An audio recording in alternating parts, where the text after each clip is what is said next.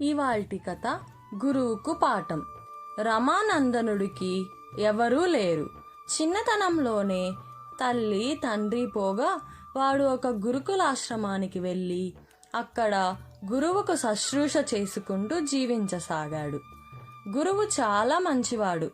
ఆయన తన వద్దకు వచ్చిన ధనికుల బిడ్డలతో పాటు రమానందుడికి కూడా సమంగా చదువు చెప్పాడు. 20 ఏళ్లు వచ్చేసరికి రమానందుడు అన్ని శాస్త్రాలు నేర్చుకున్నాడు. ఒక రోజున గురువు రమానందుణ్ణి పిలిచి దగ్గర కూర్చోబెట్టుకొని, నాయనా, నువ్వు చాలా తెలివైన వాడివి. డబ్బుకు ఆశపడకుండా గ్రామాలకు పోయి అక్కడి వాళ్లను విద్యావంతుల్ని చెయ్యి.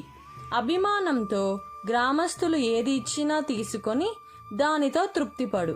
కాని ఎన్నడూ అత్యాశకు మాత్రం పోకు అని చెప్పాడు. గురువర్య, మీరు చెప్పినట్లు నడుచుకుంటాను. మీరు ముందుగా ఏ గ్రామానికి వెళ్ళమంటే ఆ గ్రామానికి వెళతాను అన్నాడు రమానందుడు వినయంగా. ఏ గ్రామానికి వెళ్ళినా పర్వాలేదు, కానీ పొరపాటున కూడా మూర్ఖాపురానికి వెళ్ళవద్దు. ఈ ఒక్క సలహా గుర్తుంచుకుంటే చాలు అన్నాడు గురువు. రమానందుడు గురుకులాశ్రమం వదిలి బయలుదేరాడు. అతడి అదృష్టమో దురదృష్టమో గాని చీకటి పడుతున్న వేళలో అతడు మూర్ఖాపురమే చేరాడు. ఇక ఆ రాత్రి అక్కడ గడపక తప్పదనుకొని అతడు ఒక గృహస్థుడి ఇంట బస చేశాడు. గృహస్థుడు అతన్ని, ఎవరు నువ్వు బాబు, వృత్తి ఏమిటి అని అడిగాడు. రమానందుడు తనను గురించి చెప్పుకున్నాడు. వెంటనే గృహస్థుడు అతనికి దన్నం పెట్టి, చిన్నవాడికైనా బాగా చదువుకున్నవాడైతే చెయ్యెత్తి మొక్కమని శాస్త్రాలు చెబుతున్నాయి. మా ఊళ్ళో సరైన గురువు లేక పిల్లలు చెడిపోతున్నారు. నువ్విక్కడే ఉండి మా ఊరి పిల్లలకు చదువు చెప్పాలి అన్నాడు. గురువు చెప్పిన మాట గుర్తుంచుకొని రమానందుడు ఆ ఊళ్ళో ఉండటం తనకు వీలు కాదన్నాడు. అయితే మర్నాడు తెల్లవారేసరికి ఊరి వాళ్ళు చాలా మంది రకరకాల కానుకలతో రమానందుడి దగ్గరికి వచ్చి తమ పిల్లలకు చదువు చెప్పవలసిందిగా కోరారు. ఆ కానుకలు చూసేసరికి రమానందుడికి ఆశ పుట్టింది. చదువు కోసం ఇంతగా తాపత్రపడే వాళ్లకు చదువు చెప్పటం తన ధర్మంగా భావించాడు. ఆ విధంగా అతడు గురువు ఇచ్చిన సలహాను తోసి వచ్చాడు. గ్రామాధికారి రమానందుడి కోసం ఒక చిన్న ఇల్లు ఏర్పాటు చేశాడు.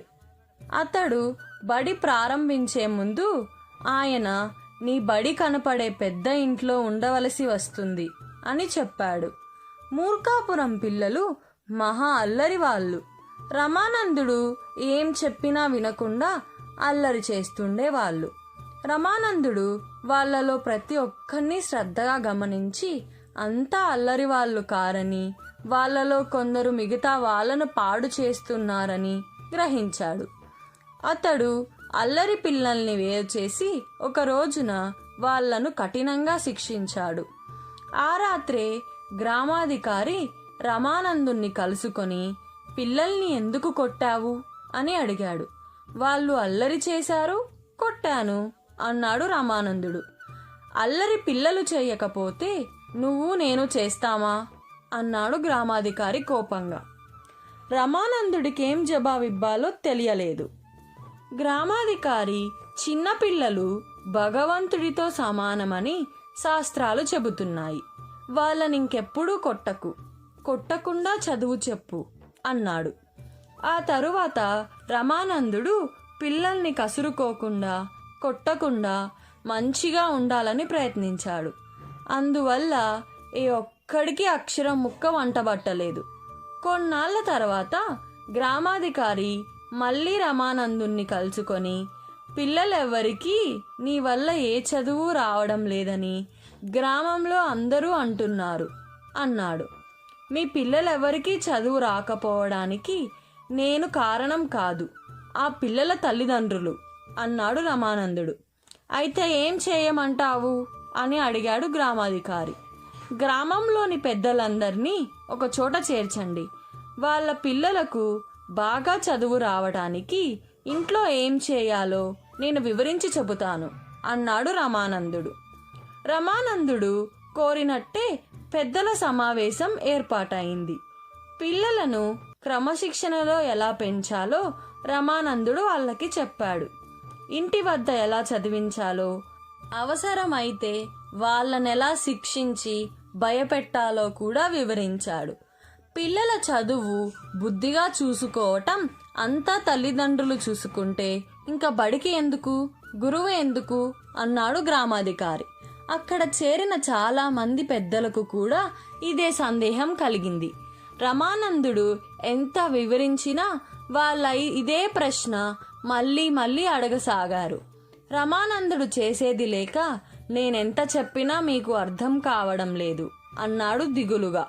గ్రామాధికారి వెంటనే, పెద్దవాళ్ళం, మాకే అర్థమయ్యేలాగా చెప్పలేని వాడివి పిల్లలకేం చదువు చెప్పగలవు? నువ్వు కొన్నాళ్ళు ఆ ఇంట్లో ఉండవలసిందే అన్నాడు. ఆ పెద్దిల్లు ఏమిటో చూడాలని రమానందుడికి కుతూహలంగానే ఉన్నది.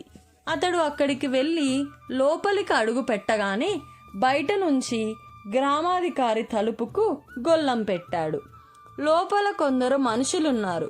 వాళ్ళలో ఒకడు రమానందుని చూసి, మనకు ఈరోజు మరొక కొత్త స్నేహితుడు వచ్చాడు అంటూ పెద్దగా అరిచాడు.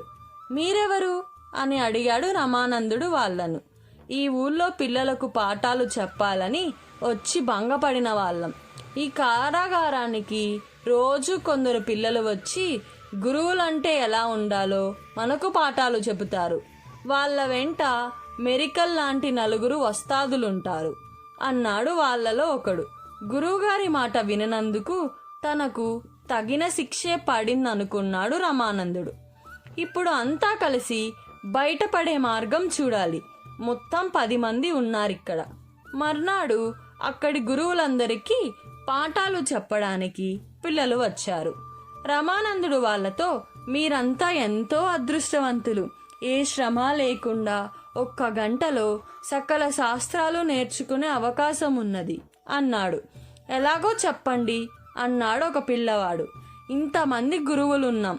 ఏకకంఠంగా సరస్వతి నామస్తోత్రం చేస్తే దేవి ప్రసన్నురాలై చుట్టుపక్కల ఉన్న జనానికి విద్యాదానం చేస్తుంది అన్నాడు రమానందుడు. పిల్లలంతా వెళ్ళి ఈ సంగతి గ్రామంలోని పెద్దలకు చెప్పారు. కొద్దిసేపట్లో పెద్దింటి ప్రాంతమంతా జనంతో కిటకిటలాడిపోయింది. రమానందుడు పెద్దగా గొంతెత్తి, ఎక్కడా మూర్ఖత్వం ఉన్నదో అక్కడ సరస్వతి ఉండదు.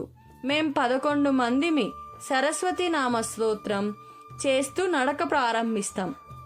సరస్వతి కటాక్షం కావాలనుకున్న వాళ్ళు మా వెనుకనే బయలుదేరండి అన్నాడు. రమానందుడితో పాటు గురువులందరూ ఊరి పొలిమేరలకేసి నడుస్తూ పెద్దగా సరస్వతి నామస్తోత్రం ప్రారంభించారు. వాళ్ళ వెనక మూర్ఖాపురం ప్రజలు. ఊరి పొలిమేరలు దాటగానే రమానందుడు వాళ్ళతో, సరస్వతీదేవి మమ్మల్ని వేగంగా పరుగు తీయమని, మిమ్ములని పొలిమేర దగ్గరే ఆగిపోమ్మంటున్నది అని మిగతా వాళ్లతో కలిసి పారిపోయాడు. ఆ తరువాత రమానందుడు తన విద్యను ప్రదర్శించి రాజశ్రాయం సంపాదించాడు. అతడు రాజుకు మూర్ఖాపురం ప్రజలతో తనకు కలిగిన అనుభవం చెప్పి ఆ ఊరి వాళ్లను బలవంతంగా చదువు చెప్పించే ఏర్పాట్లు చేయించాడు. కథ సమాప్తం. ఈ కథ మీకు నచ్చినట్లయితే మా ఛానల్కు లైక్ చేసి, షేర్ చేసి, సబ్స్క్రైబ్ చేయండి.